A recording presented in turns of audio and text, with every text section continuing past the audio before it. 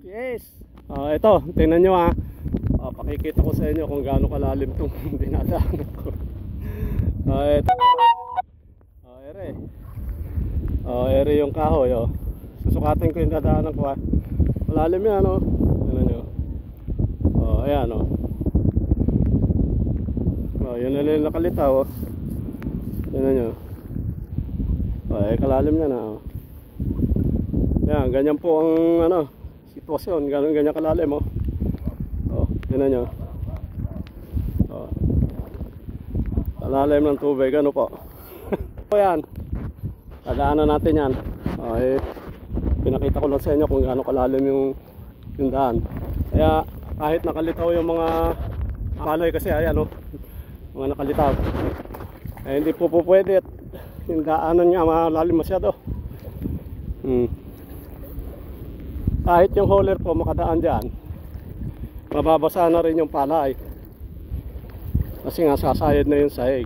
Tsaka isa pa ang kinatatakutan namin doon, yung po kasing pambel pag nabasa na hindi na po makakaalis yung hauler saka yung harvester.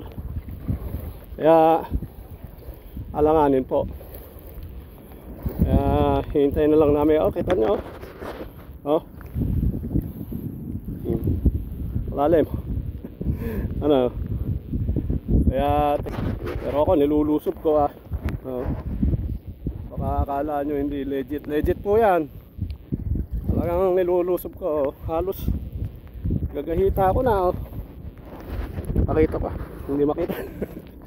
Halos gagahita na yung daanan. Ako grabe. Dito kasi naani na rin nila rito yung iba yan dyan. Sana yung naka-schedule ngayon na ipagigik saka hahakutin ito yung nakatayo na yan. Ang problema po kasi may mga 2 dangkal na lang yata yung nakalitaw dyan. Sumayad na yung bunga. Pero yan pagka bumabaw makukuha pa po yan. Hindi naman na masisira yan kasi may laman na po Ang problema kasi pagka nagtagal ng nakababad, tutubo na yan. Tutubo na. Kaya natin na yung daanan ko. Doon lang naman malalim kasi parang pigtas doon. Ngayon yung kayis Ngayon nga sana yung naka-schedule higikin ngayon. Paano mo pag-higik yan Tignan nyo yung nakalitaw ayan hindi ubra. Bumabaw pa ng konti, makukuha na yan.